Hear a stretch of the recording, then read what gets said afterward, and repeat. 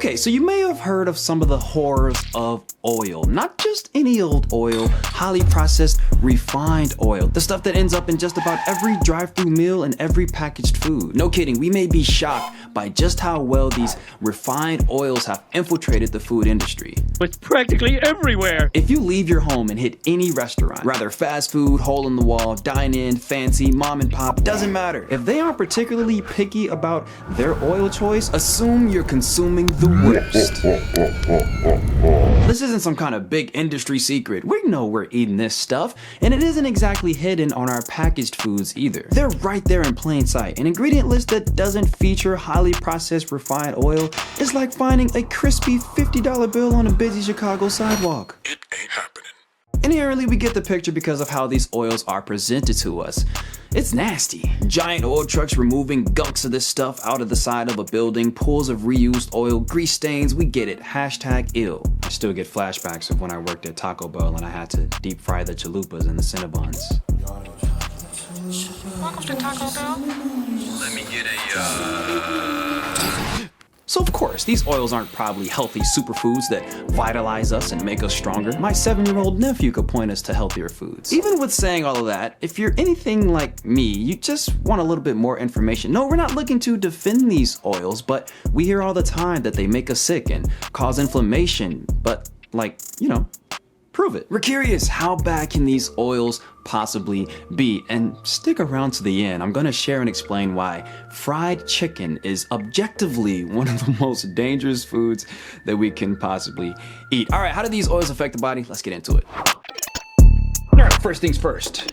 We gotta get on the same page of what these oils are and where they come from. When we say highly processed refined oils, we are referring to what we know as seed oils or vegetable oils. Seed refers to where the oil was extracted from, and vegetable refers to if the source was veggie or not. Veggie or not, here I come.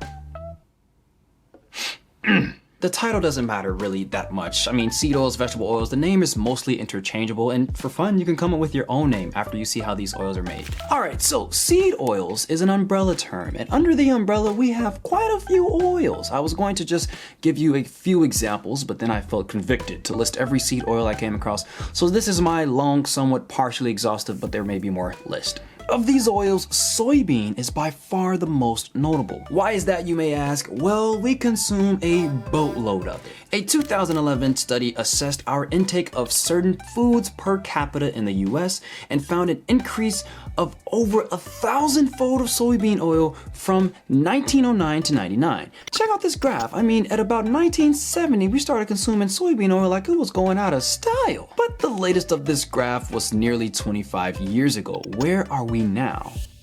This paper reports that according to Statista, in 2020, approximately 57% of the oil consumed in the US was soybean oil. 57%, that's over half the pie. It is a fact that soybean oil is the most widely used in the US. For these seed oils to exist and then be put in our food, we gotta do some stuff to them to get them to this point. What do we gotta do to them? We gotta beat the brakes off of them. These oils either go through most or all or more of the following steps. First up, extraction. Rather we're taking the oil from a seed or a plant, we gotta extract it, and we can use a mechanical device or a chemical solvent. Hexane is by far the most widely used to pull this extraction off. Hexane is a chemical, and it's mixed with a few others to make this solvent that they use. And solvent, we know that word. We know water as a solvent, but we also know water to be harmless.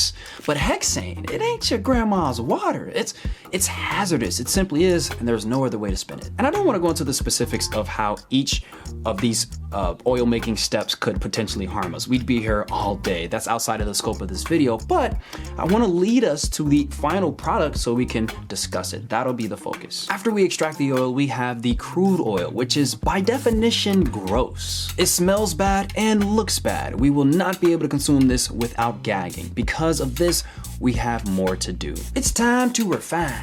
We have to degum the oil. Ew. In other words, the removal of mucilage and any other gummy substances. We have to neutralize the oil, making it less acidic by way of an alkaline solution. We then have to wash and dry and get that alkaline solution off. The oil is coming along, but we're not done. We're gonna go ahead and bleach the oil. This is done to take out some of the impurities, but really to improve the color. Next is winterization. The reason we call it that is because if you take the oil now in its current state and shelf it, during the winter, we'd notice the oil turning cloudy. That's because of small waxes within the oil starting to crystallize. We don't want fatty crystals in our oil, so this step can also be called de-waxing. The final step is deodorization to remove the smell. Do you smell it?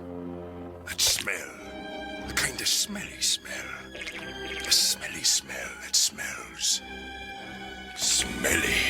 This is done by passing steam through oil trays in a highly pressurized heated chamber of sorts. We end up with this final product. It's a fascinating commodity because we are running out of the way to go get ourselves some soybean or some peanut oil, yet we've all consumed it. I will say, we do pick up canola oil though, which is what this is. Tomato, they're all not that great for us. I do remember coming up and seeing in multiple households canola oil on the shelf. Now, I don't know if it's a cultural thing. Y'all help me on the comments. Was that just a cultural thing or not me coming up? And is it still going on? Do people still use canola oil? I haven't been in many kitchens lately. But the point is, we aren't buying this oil personally. Yet, the moment we walk out of our door, it's nearly unavoidable. No kidding, read the labels, ask your chef. What is this oil doing to us? Let's break it down. I keep finding half-used LMNT packets in the house.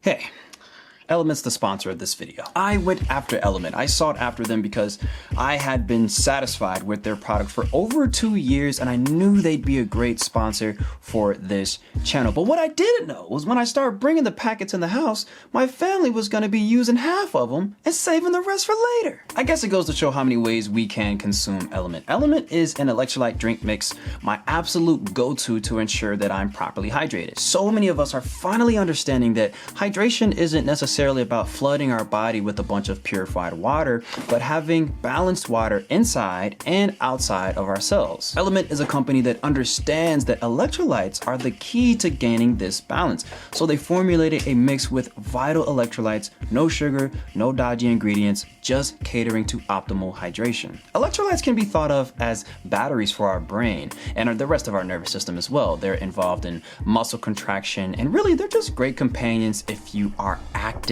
and if you're somebody who may be taking up fasting as well. Electrolyte little boogers, these suckers give us suckers and boogers getting real violent. These things add so much to me and I urge you to add these electrolytes in and see if you feel a difference in your day-to-day. I've certainly experienced it and I recommend them for that. If you've never tried them before or if you are a returning purchaser and you already are on the LMNT bandwagon, then you can actually check below. There's a link in the description and click in this link and with any purchase you can get a free sample pack which will allow you to try out all the different flavors. I have in my hand right now grapefruit, becoming a personal favorite of mine. Check them out below. Thank you LMNT for sponsoring this video. It's important to understand that we're highlighting a single process. This process is happening within an intricate web of other processes. So naturally there is a lot more of this conversation to have. What we're doing is taking these devices of oxidation and inflammation and we're exploring how these oils contribute to them, specifically leading up to the #1 disease in the world, atherosclerosis. Even if you aren't sure of where to even begin with oxidation, inflammation, or atherosclerosis, I'm super excited for you specifically because you're about to become more knowledgeable. For the first time, a lot of this stuff is going to click. First up, I would like to cordially introduce us to oxidation. Okay, we're laying down the groundwork. If you have a human body and you want to keep it for a long time, you probably want to understand oxidation. Oxidation at its core is due to an imbalance. What do I mean by that? Well, it's time to get molecular. Here's a molecule. It's beautiful, isn't it? It's balanced, it's stable, but I wonder, what would happen if we just removed this thing here? Well, now it's still beautiful, I guess, but it's imbalanced and unstable. You see, this is an electron. You may have heard of them. They like to come in pairs. When a molecule has an unpaired electron, we call it unstable because it becomes highly reactive until it finds an electron. Think of it this way. You're running late for an event and you're frantically rushing to get out of the house, but you can't find your keys. You absolutely flip your house upside down, messing everything up until you finally found your keys. Once you find your keys, you calm down. These imbalanced molecules act the same way in the sense that they're frantically rushing to find an electron, to find stability. A molecule in this frantic state is referred to as a free radical. This free radical may steal an electron from an already balanced molecule, which turns that balanced molecule then into a radical, which may steal from another, and so on and so on. We enter this chain reaction that, if left unchecked, could lead to cell or tissue damage. It's like if I asked my neighbor for an egg and they give it to me, but now they need an egg. So they ask their other neighbor, and they so kindly oblige until they realize they need an egg too. We enter this chain reaction, but at some point, somebody gotta go grocery shopping. The whole block needs to re-up on some eggs. This is where antioxidants come in. They can halt or prevent this chain reaction by providing electrons to these needy molecules. Antioxidants have molecules that are stable enough to donate electrons to these radicals, thus making them balanced and stable and stopping their hyperreactivity. Just like a distant neighbor supplying the entire block with some eggs. Okay, oxidation. Big old green check mark. Bada boom, bada bing, we get it. Now, on to inflammation. Where do we start? So when we hear the word inflammation, I want us to immediately consider or think of the immune system. The immune system has a ton of tools to defend us, and when the immune system is using these tools, we call this inflammation. So essentially, inflammation is a word for immune system activity, which obviously can come in different levels. But we know it by its tenets: redness, swelling, heat, pain, and sometimes loss of function. But even if we don't sense this going on a macro level, that doesn't mean the immune system isn't causing inflammation and working on a very small and specific item in the body. And today that focus is going to be dealing with atherosclerosis. Atherosclerosis is a nasty condition where our blood vessels undergo narrowing or occlusion due to plaque buildup. This plaque formation, this clotting, we call it thrombosis. What gets us here, and how does vegetable oil contribute to this? Hey, real quick, I want to talk to my younger folks, my young bloods, the hip and the cool kids. Because when we hear atherosclerosis, we're like, old people problems. But I used to think that way too. And youth does come with this inherent resistance to disease. It just does. That's really good. That's awesome. But what I want us to understand about atherosclerosis is that it's not a short-windowed condition that just happens within the span of a few years in our older days. It's a long-windowed, developing process that takes place over time. And oftentimes, the first symptom to be shown of a cardiovascular disease or atherosclerosis is death. Since this video started, we've lost about 20 people to a cardiovascular event here in the US alone. Why am I saying this? Because I want us to understand that when old people keel over from a heart attack, that didn't just happen. They were making deposits on that transaction years prior, possibly and likely decades prior to that event. The research is showing that the initial process of this atherosclerotic activity, it can take place in our youth. And I'm not saying this to incite fear. I'm saying this so that we have a healthy understanding that now is actually the best time to start turning the steering wheel in a better direction. That way we avoid a collision with the most popular disease in the world. With a condition like atherosclerosis being ridiculously common, you can bet your sweet biffy that we've done quite a bit of research on it. So, because of that, the pathways that contribute to the development of atherosclerosis are well elucidated. In other words, we know exactly what's going on here. This is oil. This is water. They don't mix. We're pretty familiar with water, but what is oil? It's a fatty substance. It's fat. It's a lipid, as we like to call it. Us humans, we are mostly water, so we understand we can't just have oil in the body as is. It ain't happening. So when we consume fat, it enters the blood, it's gotta get around. We have fat on our body, that has to get around to certain locations to be used as energy. Fat has to get around so we can store it too. Fat is moving through the body at all times, and like many other things, it has to take the pathway of the blood. But how can we do this if fat and water don't mix? The answer is lipoproteins. Lipoproteins are little taxis or little Ubers for fat. They pick up fat and drop it off where it needs to go. They're conveniently and incredibly designed. You may be familiar with the name of one of them. It's called LDL. You may have heard of LDL cholesterol. Well, we know cholesterol is a fat. It's a lipid. So it's actually one of the passengers within this LDL vehicle. Now, as we know, cholesterol is a bit of a buzzword, and it was demonized because it was found in the area of these atherosclerotic plaques, at least seemingly, right? But now we understand that just like a person who was wrongly convicted of a crime they didn't commit, cholesterol was just in the wrong place at the wrong time, and we're finally getting hip to this. Now, this isn't about cholesterol. You can actually take your focus off cholesterol completely. We really just want to focus on LDL, or low density lipoprotein is the name of it. But its name does not matter nearly as much as its function. Its function is to deliver fat. When you hear LDL, I want you to think of lipid delivery lady. So just like a mail lady with a big old mail bag stopping at different houses, an LDL particle does the same thing, delivering fat at different locations. LDL is just another vehicle driving along on our blood highway until something happens. Look at you! Got you right where I want you, so eager and waiting to learn. Either that or you're just here for the vibes. Listen, I just wanted to remind you to leave a like, please and thank you, because my manager has been on my butt. Remind them to leave a like on the video. Manager is me, I'm manager. LDL is just an ordinary vehicle in the body until it becomes oxidized.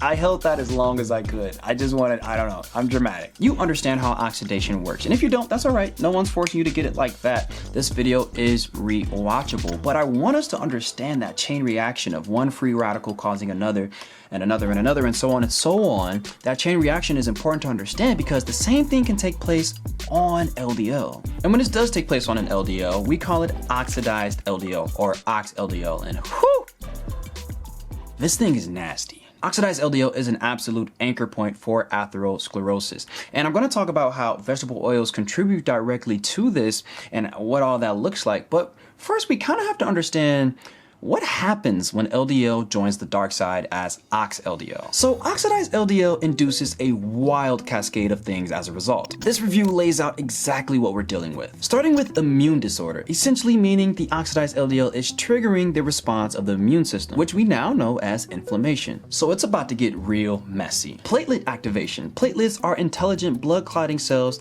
that stick together usually to stop bleeding, and they're being called upon essentially unnecessarily here. So it's about to get real sticky. Endothelial dysfunction and vascular smooth cell dysfunction. Essentially, we're getting at this barrier that encases our blood, right? This is the layer that our blood touches. Its integrity is about to be compromised. So it's about to get real ugly. Now, if you forget all of those problems that oxidized LDL causes, I'm fine with that. But you have to remember this last one.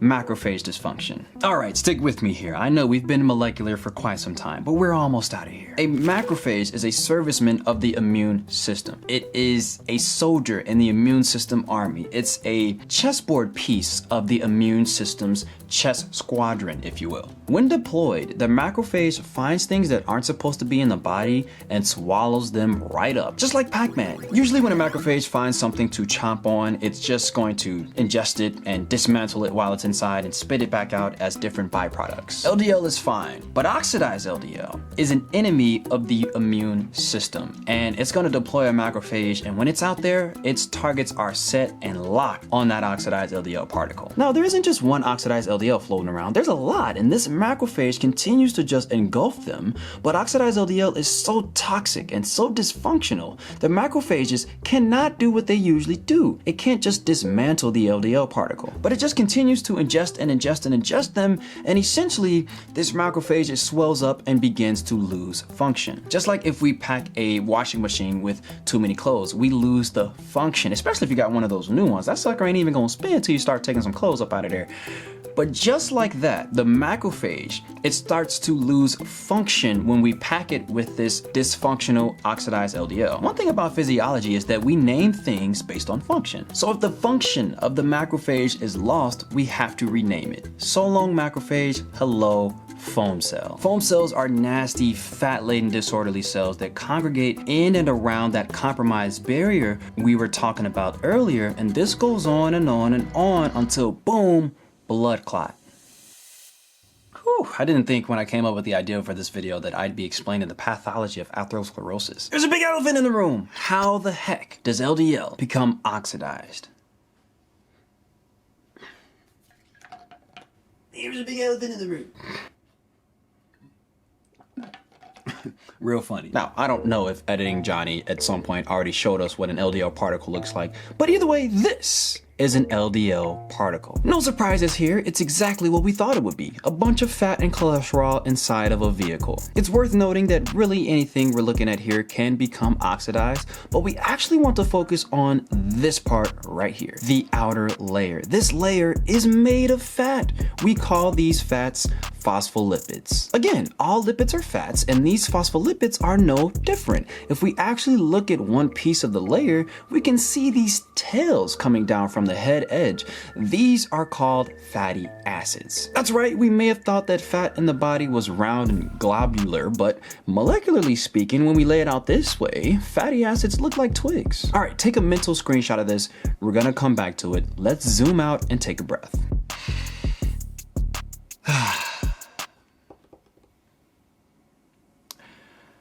Let's look at vegetable oil real quick. Vegetable oil is fat, so it's made of these lipids. And if we zoom in, we're dealing with the same twig-looking things we seen earlier.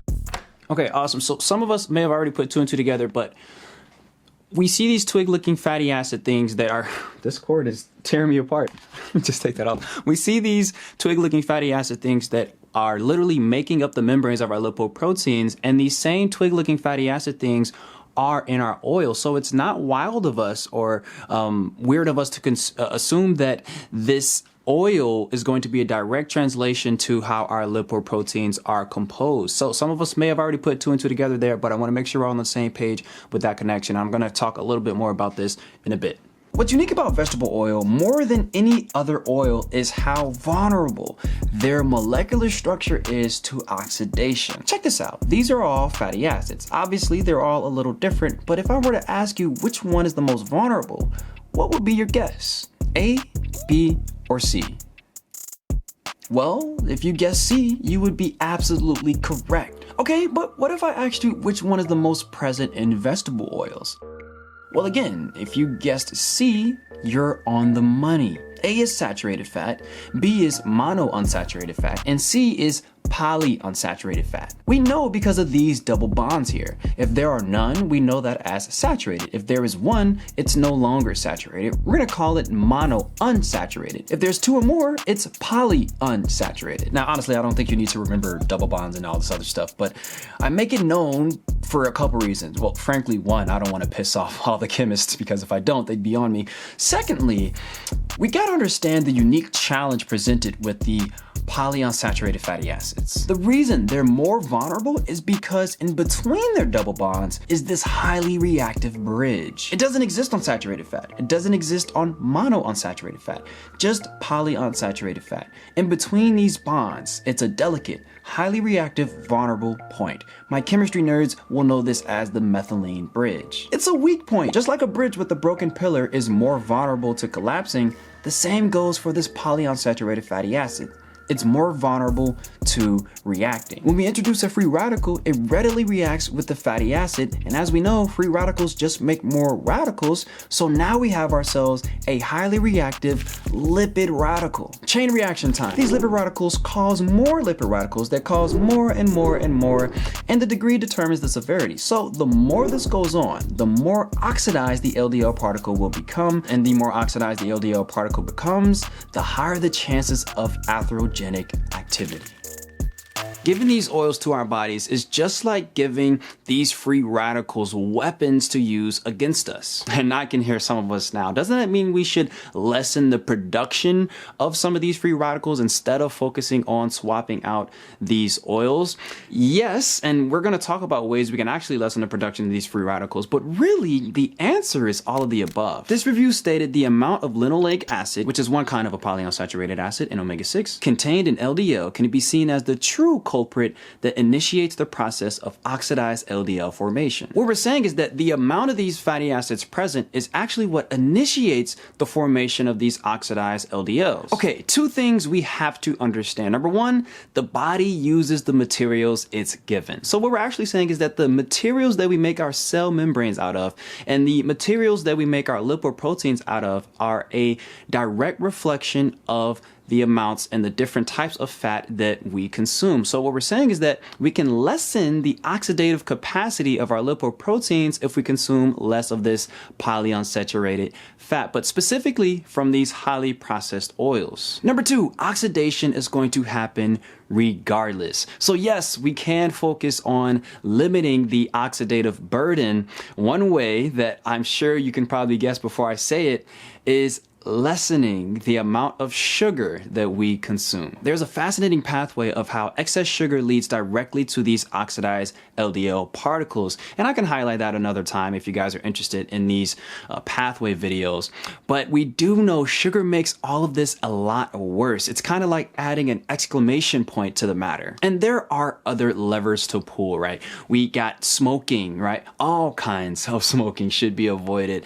Industrial compounds, air pollutants, right? But I don't want us to focus too much on avoiding oxidation, because what I want to communicate is that our body needs oxidation. It actually needs these free radicals. But with all things where we're talking about the body, what's the golden word? Homeostasis. What do we know? Physiological balance. Balance is key here. All oils are going to provide an array of different fatty acids. We're going to get into the game of percentages. We call butter a saturated fat because it has majority saturated fatty acids, but it has mono and polyunsaturated fats in it as well. I came up in a majority black high school, but of course we had some Latinos, we had some white kids.